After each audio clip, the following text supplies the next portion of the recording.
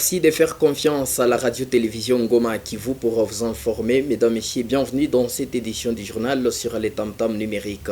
Débutons cette édition du journal par cette actualité. Olive Lembe Kabila, épouse du président honoraire de la République démocratique du Congo, Joseph Kabila Kabange et initiatrice de l'initiative Congo Lembe Kabila, est arrivée à Kamituga ce 20 octobre 2020 pour assister les victimes de l'éboulement dans un carré minier qui a coûté la vie à plus de 50 creuseurs artisanaux. Aussitôt arrivée, elle a drainé presque toute la ville venue l'écouter. Suivez cet élément de reportage.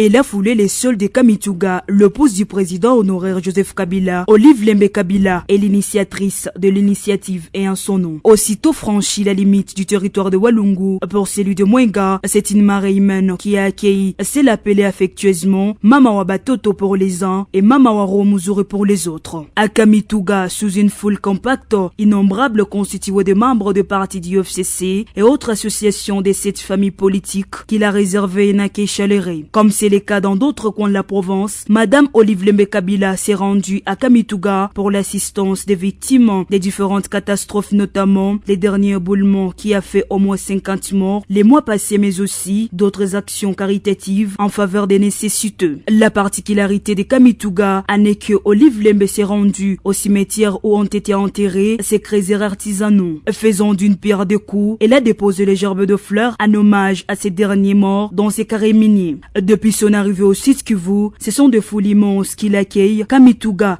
n'a pas dérobé à la règle, toutes les couches étaient mobilisées. La ville a vibré au rythme de la femme de l'épouse du président honoraire. Des drapeaux de plusieurs partis ont flotté et des accueils sans pareil, telle une reine dans son entité. Pour rappel, Olive Lembe et son organisation Initiative Olive Lembe Kabila a réalisé plusieurs exploits, notamment l'assistance des malades dans des hôpitaux, la paie de factures de certains qui n'en pouvaient pas, la pose de la première pierre pour la construction des lycées à Walungu ou encore la prise en charge médicale des enfants qui souffrent de la fente labiale et tant d'autres. Et les ressortissants et notables de Tubimbi en territoire de Walungu vivant à Bukavu remercient les notables Norbert Basengezi Katintima pour toutes les actions de développement initiées dans leur contrée. Ils l'ont exprimé ce mardi, c'était dans une déclaration faite à Bukavu après le passage de l'ancien vice-président de la CENI dans cette partie de la province du Sud Kivu. Le détail, c'est avec vous, Esther Kanga.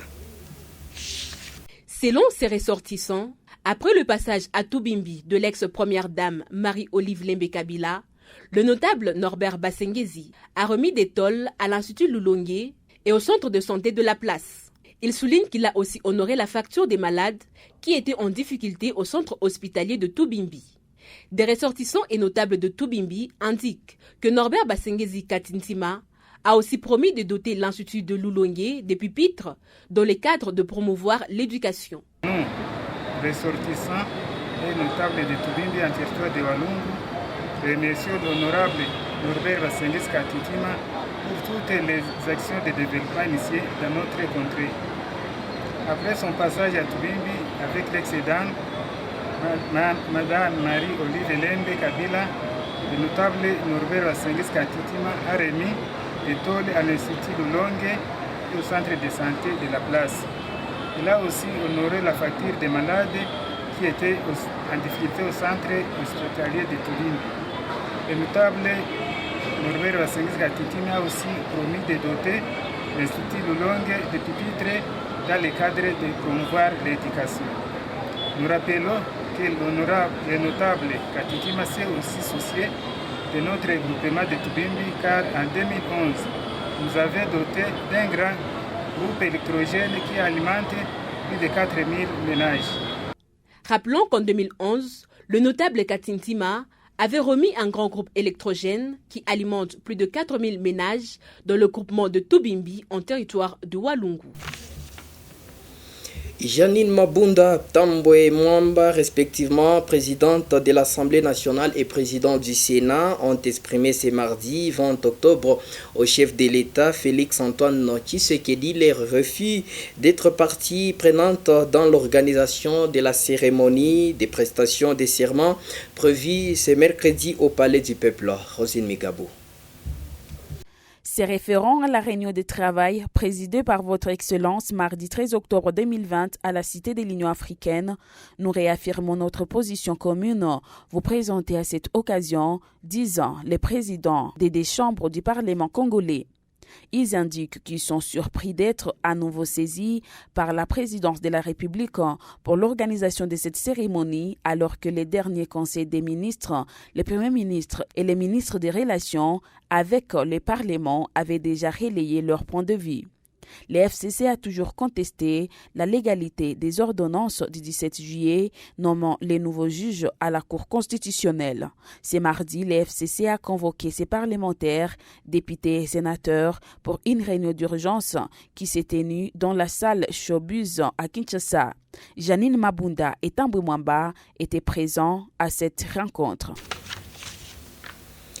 Et les députés provinciaux, les membres du gouvernement et ceux du secteur privé viennent d'être sensibilisés sur les réformes du climat des affaires dans la province du Sud Kivu. Cette sensibilisation a été faite par l'Agence nationale pour la promotion des investissements ANAPI en sigle. Rosine Migabo les points. Députés provinciaux. Il s'agit des ministres provinciaux. Pour Anthony Kinzo Kamole, directeur général de l'Agence nationale pour la promotion des investissements, cet atelier s'inscrit dans le cadre de rappeler les parlements, les gouvernements provinciaux ainsi que les secteurs privés leur rôle dans la réforme du climat des affaires. Il note entre autres l'élaboration des projets dédiés à la réforme du climat des affaires et de l'investissement, les sanctions prévues pour les services réfractaires aux réformes et bien d'autres. Pour obtenir une appropriation sur les questions d'amélioration du climat des affaires. Nous voulons, par cette activité, redynamiser aussi la cellule provinciale. Mais nous voulons aussi mettre à la disposition de tous les partenaires qui sont ici, autant les partenaires publics que les partenaires privés, un certain nombre de petites techniques et stratégies de promotion d'investissement. Zachary Loamira, président de l'Assemblée provinciale du Sud Kivu, s'est réjoui de ces assises qui, selon lui, tombent au moment opportun. L'amélioration du climat des affaires et la promotion des investissements sont une rengaine que plusieurs d'entre nous entendent ou lisent à travers et dans les médias, dans les déclarations des membres du gouvernement, des partenaires au développement ou des opérateurs économiques, sans parfois en connaître probablement le contenu exact, ainsi que les tenants et les aboutissants.